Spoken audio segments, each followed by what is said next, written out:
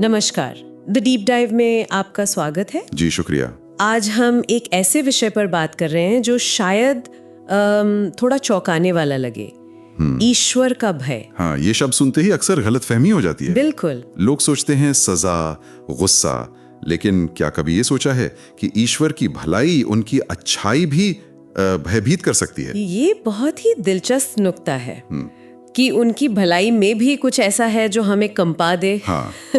तो आज हमारे पास जो बाइबल के अंश हैं, होशे, यिर्मयाह, भजन संहिता, रोमियो, लूका और कुछ आधुनिक जागृति के अनुभव भी हैं। हम उनके आधार पर ईश्वर के भय की एक अलग, शायद ज्यादा गहरी समझ को खंगालने की कोशिश करेंगे। जी, ये आतंक वाला डर नहीं, बल्कि एक पवित्र कंपी है जो ईश्वर की अद्भुत, कभी कभी मतलब हद से ज्यादा लगने वाली भलाई का अनुभव करने पर महसूस होती है। सही कहा। तो हमारा मकसद यही समझना है कि ये भलाई कैसे विस्मय, पश्चाताप और असल जिंदगी में बदलाव ला सकती है, खासकर उस समय में जिसे बाइबल अंतिम दिन कहती है। हाँ, तो चलिए इस पर और गहराई से बात करते हैं। तो शुरुआत यहीं से करते हैं। ईश्वर का भय, ये सुनते ही ज्यादातर लोगों के जहन में क्या आता है? शायद दंड, नाराजगी, कोई गलती की तो सजा मिलेगी। बिल्कुल, यही आम धारणा है और शायद इसीलिए कई लोगों को ये विचार थोड़ा असहज भी लगता है। हाँ, लेकिन जो स्रोत हमारे सामने हैं वो एक बिल्कुल अलग तस्वीर पेश करते हैं। हाँ, और ये समझना बहुत जरूरी है। ये स्रोत साफ बताते हैं कि बाइबल में ईश्वर का भय का मतलब हमेशा आतंक या दहशत नहीं होता। हाँ, ज्यादातर ये एक गहरी श्रद्धा, विस्मय और एक तरह की, क्या कहते हैं, पवित्र कंपी को दिखाता है। पवित्र कंपी? हाँ, जो ईश्वर की अच्छाई और उनकी महिमा का सामना करने पर पैदा होती है। और यह भी समझना होगा कि ईश्वर की यह भलाई कोई मतलब कमजोर सी भावुक दयालुता नहीं है। अच्छा। हाँ, जैसा एक स्रोत कहता है, ये भलाई शक्तिशाली, परिवर्तनकारी, विस्मयकारी और कभी कभी अपनी विशालता में भयावह भी हो सकती है। ये कोई हल्की चीज नहीं है। शक्तिशाली, परिवर्तनकारी, भयावह भी, ये तो और भी सोचने वाली बात है। बिल्कुल। देखिए, एक स्रोत में तो ये भी कहा गया है, और ये बात मुझे बहुत चौंकाती है, बाइबल एक आश्चर्यजनक सत्य प्रकट करती है।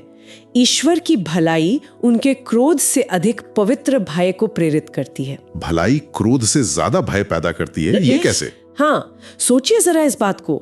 ये वो डर नहीं है जो हमें ईश्वर से दूर भगाए, नहीं, बल्कि ये उनकी लुभावनी भलाई के सामने विस्मय भरी उपासना है। एक ऐसा सम्मान, एक ऐसी श्रद्धा जो हमें उनकी महानता का एहसास कराती है और असल में हमें उनके और करीब खींचती है। ये तो मतलब पारंपरिक धार्मिक सोच से बिल्कुल अलग है, जहां अक्सर डर दिखाकर ही अनुशासन लाने की कोशिश होती है ना? बिल्कुल। और इससे भी ज्यादा दिलचस्प बात यह है कि बाइबल के कुछ भविष्यवक्ता हैं, जैसे होशे और यिर्मयाह। हाँ, मैंने पढ़ा उनके बारे में। उन्होंने भविष्य के एक ऐसे समय की बात की थी जहां लोग ईश्वर का भय मानेंगे, लेकिन उनके न्याय या क्रोध की वजह से नहीं, बल्कि उनकी भलाई और समृद्धि के कारण। हाँ, होशे 3:5 में लिखा है, वे अंतिम दिनों में परमेश्वर और उसकी भलाई का भय मानेंगे। बिल्कुल, भलाई का भय। और ये अंतिम दिन, इसका क्या मतलब है यहाँ? क्या ये दुनिया के खत्म होने की बात है? अच्छा सवाल है। बाइबल के संदर्भ में देखें तो अंतिम दिन आमतौर पर उस पूरे युग को दर्शाता है जो मसीह के पहले आने से शुरू हुआ और उनके दूसरे आने तक चलेगा। अच्छा, यानी वो समय जिसमें हम अभी जी रहे हैं। हाँ, मोटे तौर पर यही समझा जाता है। तो होशे कहें कि इसी युग में लोग ईश्वर की भलाई को देखकर इतने विस्मित होंगे, इतने प्रभावित होंगे कि श्रद्धा से भर जाएंगे, उनका भय मानेंगे। और यिर्मयाह तो इससे भी एक कदम आगे जाते हैं। यिर्मयाह 33:9 में 1 मिनट, हाँ, लिखा है, वे सब भलाई और सब समृद्धि के कारण जो मैं उसमें उत्पन्न करूंगा डरेंगे और कांपेंगे। हाँ, और यहाँ सिर्फ एक व्यक्ति की नहीं, बल्कि पूरे राष्ट्रों की, पूरी जातियों की बात हो रही है। देखो, देखकर कांप उठेंगे। ये बिंदु सचमुच ध्यान देने लायक है। राष्ट्र आमतौर पर किससे कांपते हैं? किसी बड़ी सेना से या किसी हमले के डर से। हाँ, या कोई भयानक महामारी, प्राकृतिक आपदा, इनसे डरते हैं, कांपते हैं। लेकिन यहां भविष्यवाणी है कि वो ईश्वर की भलाई और समृद्धि देखकर कांपेंगे। तो ये क्या दिखाता है? ये दिखाता है कि अंतिम दिनों में जो आध्यात्मिक जागृति या बड़ा बदलाव आएगा वो केवल ईश्वर के न्याय के डर से नहीं आएगा, बल्कि ज्यादातर वो मसीह में प्रकट हुई ईश्वर की अद्भुत, विस्मयकारी, मतलब उम्मीद से कहीं ज्यादा बढ़कर जो भलाई है उसके अनुभव से आएगा। ये तो बिल्कुल नया दृष्टिकोण है। हाँ, और इन स्रोतों में एक और दिलचस्प ऐतिहासिक पहलू भी है। प्राचीन निकट पूर्व की जो दूसरी संस्कृतियां थी, जैसे मिस्र, मेसोपोटामिया। हाँ बिल्कुल, उनमें लोग अपने देवताओं से क्यों डरते थे? ज्यादातर उनके गुस्से से, उनकी विनाशकारी शक्तियों से। पूजा पाठ, बलिदान वगैरह इसलिए होते थे ताकि देवता नाराज ना हो, कहर ना बर पाए। अच्छा। लेकिन बाइबल यहोवा यानी इज़राइल के परमेश्वर को बिल्कुल अलग तरह से प्रस्तुत करती है। उनसे उनकी दया, उनकी करुणा, उनकी लोगों को दोबारा उठाने की शक्ति और उनकी आशीषों की वजह से भय मानने की यानी श्रद्धा रखने की बात कही गई है। ये उस जमाने के हिसाब से एक, आप कह सकते हैं, क्रांतिकारी विचार था। तो अगर ईश्वर की भलाई इतनी शक्तिशाली है कि विस्मय और श्रद्धा पैदा कर सकती है, तो इसका हमारे बदलाव से, मतलब पश्चाताप से क्या लेना देना है? क्योंकि आम सोच तो यही है ना कि बदलने के लिए सजा का डर जरूरी है। हाँ, ये बहुत आम सोच है कि कठोरता से ही लोग सुधरते हैं। लेकिन बाइबल में पौलुस रोमियो की किताब में इस सोच को सीधी चुनौती देते हैं। रोमियो 2.4 में है ना?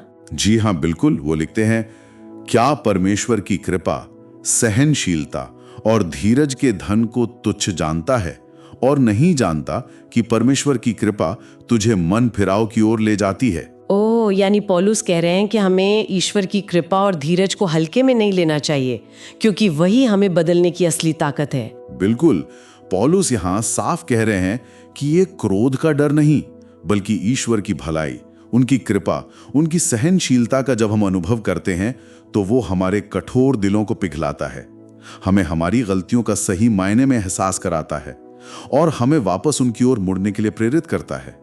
ये उनकी अच्छाई है जो हमें तोड़ती है, पर विनाश के लिए नहीं, बल्कि जोड़ने के लिए, सुधारने के लिए। ये बहुत शक्तिशाली विचार है। हाँ, और स्रोत इस बात पर भी जोर देते हैं कि अगर आप किसी के जीवन में आए सच्चे बदलाव की कहानी सुने, किसी के उद्धार की गवाही, तो वो लगभग हमेशा ईश्वर के अनुग्रह, उनकी कृपा से जीते जाने की कहानी होती है। ऐसा कम ही होता है कि कोई कहे मैं नरक के डर से बदल गया।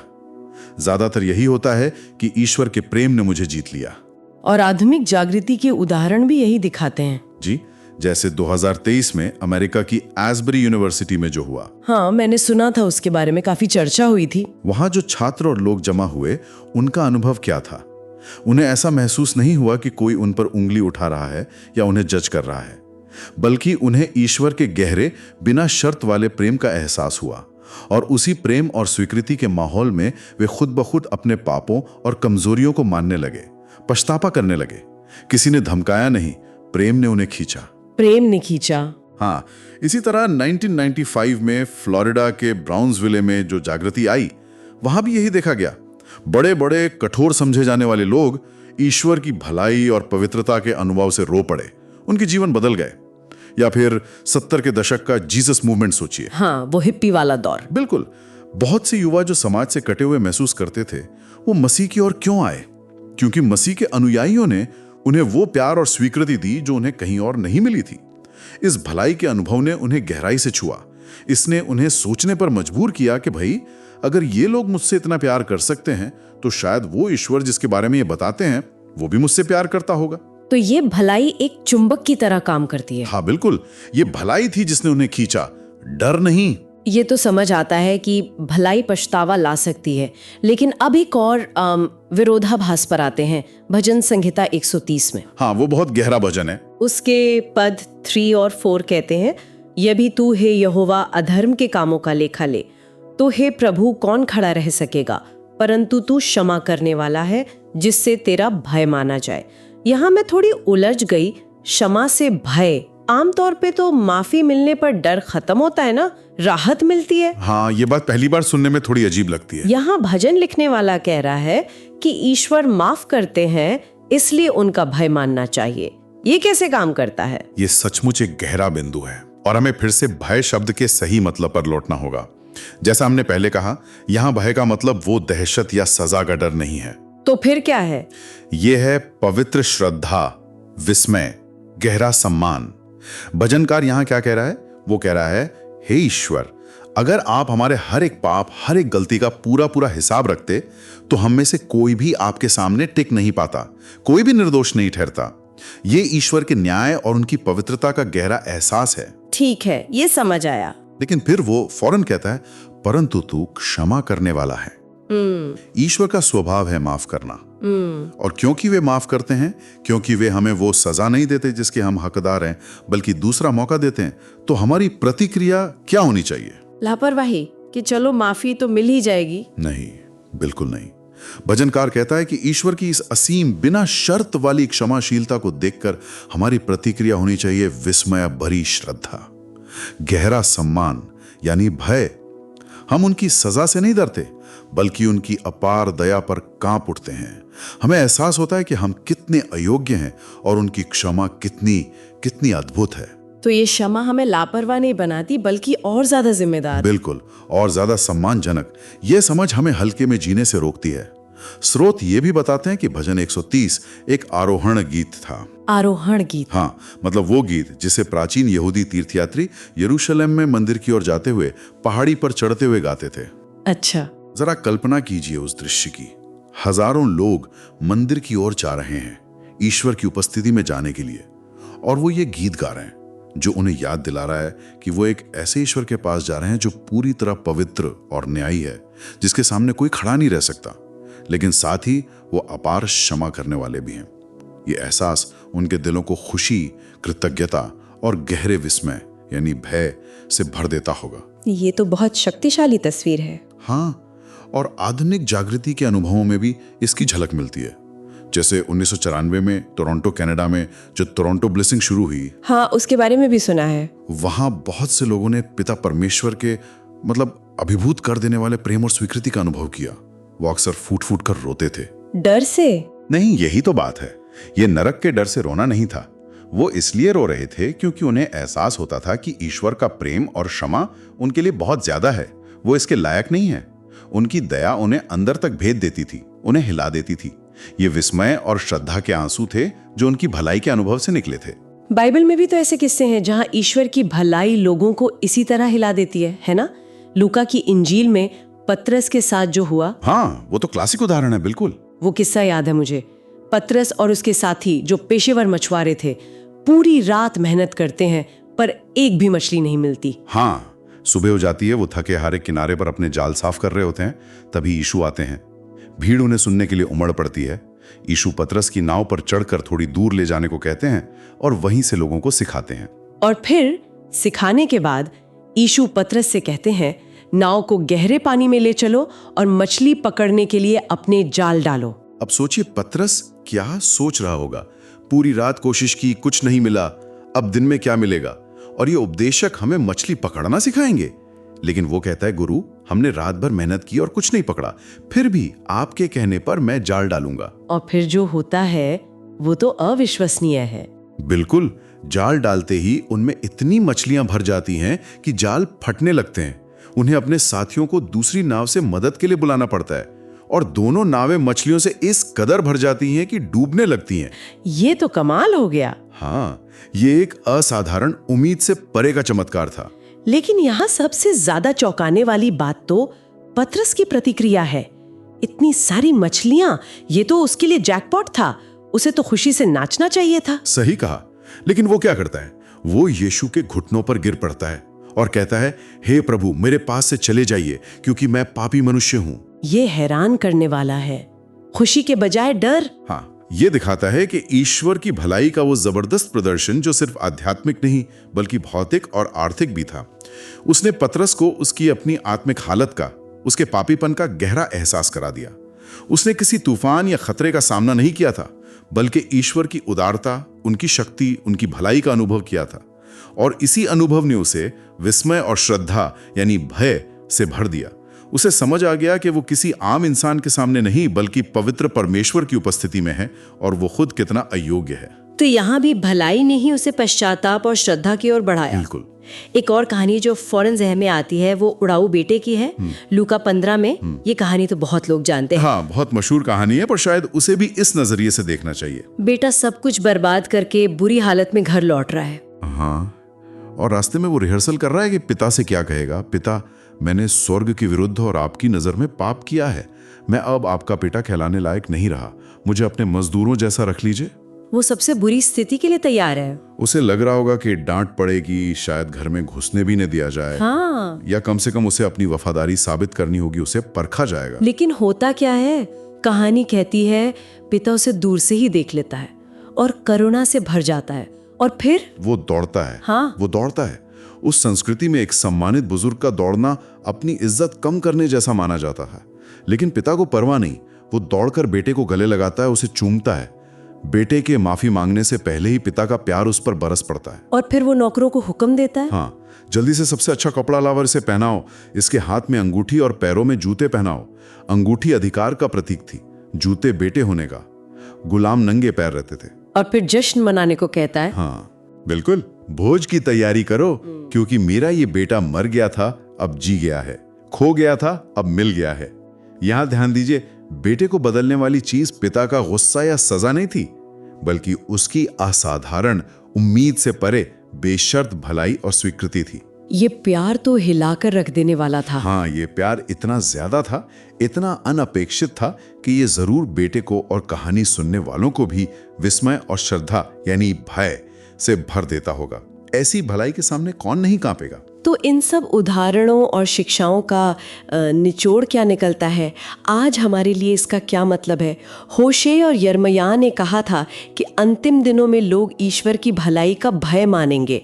अगर हम उन दिनों में जी रहे हैं तो ये कैसे दिखना चाहिए? ये बहुत महत्वपूर्ण सवाल है।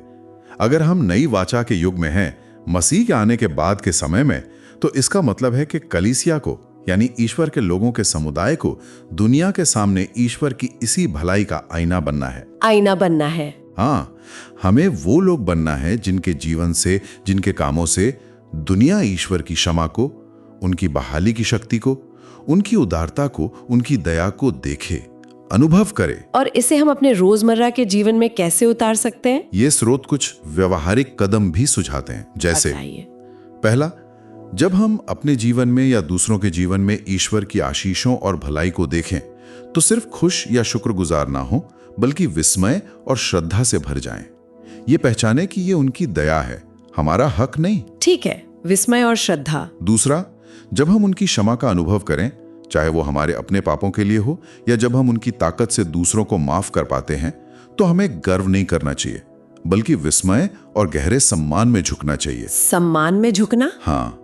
और तीसरा, जब वे हमारी टूटी हुई चीजों को, रिश्ते हों, सेहत हो, उम्मीदें हों, जब वो उन्हें बहाल करें, उन्हें फिर से ठीक करें, तो इसे हल्के में ना लें, बल्कि अपने जीवन को उस विस्मय और कृतज्ञता से भर दें जो उनकी इस चमत्कारी भलाई के लायक है। ये तो बहुत व्यवहारिक बातें हैं। और अंतिम लक्ष्य क्या है? लक्ष्य यह है कि जब दुनिया हमारे द्वारा हमारे जीवन में ईश्वर की इस आश्चर्यजनक बदलने वाली भलाई को देखेगी, तो क्या होगा? तो शायद वे भी ईश्वर का भय मानेंगे, यानी उनकी ओर श्रद्धा, विस्मय और सम्मान से खिंचेंगे, और हो सकता है उनकी उपासना करने लगें। हमारी भलाई का जीवन दूसरों के लिए ईश्वर की ओर एक निमंत्रण बन सकता है।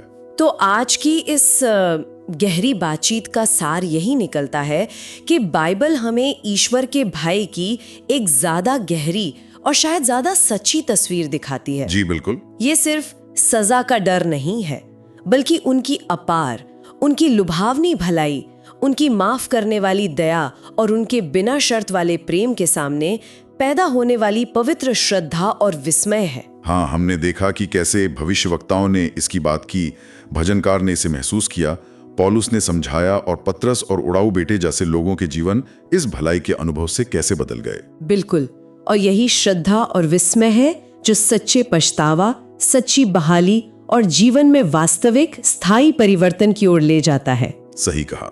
ये डर नहीं, बल्कि ईश्वर का प्रेम और सम्मान है जो हमें अंदर से बदलता है। उनकी भलाई में एक ऐसी ताकत है जो शायद उनके क्रोध से भी ज्यादा प्रभावशाली हो सकती है। ये सब सुनने के बाद एक विचार मेरे मन में घूम रहा है। हाँ, हमने बाइबल की कहानियों की बात की, बड़ी बड़ी जागृति के पलों की बात की, जहां ईश्वर की भलाई का अनुभव बहुत नाटकीय था, बहुत जबरदस्त था। जी, मेरा सवाल ये है कि ईश्वर की इस अपार भलाई का अनुभव हमारे रोजमर्रा के साधारण से जीवन में कैसा दिख सकता है? क्या ये सिर्फ उन खास बड़े पलों के लिए है, या हम इसे अपनी रोज की भागदौड़ में, अपने रिश्तों में, अपनी चुनौतियों में भी देख और महसूस कर सकते हैं? ये बहुत अच्छा सवाल है। और अगर हम अपनी दुनिया को, अपने आसपास के लोगों को और हाँ, खुद को भी ईश्वर के इसी असाधारण भलाई के चश्मे से देखना शुरू करें, तो हमारे नजरिए में, हमारी प्रतिक्रियाओं में, हमारे जीने के तरीके में क्या बदल सकता है? ये वाकई सोचने के लिए एक महत्वपूर्ण सवाल है। शायद उस विस्मय को रोजमर्रा की साधारण बातों में खोजना और फिर उसे जीना, शायद यही असली चुनौती है और असली बुलावा भी। इसी विचार के साथ आज के लिए बस इतना ही। हमारे साथ इस गहरी खोज में शामिल होने के लिए धन्यवाद।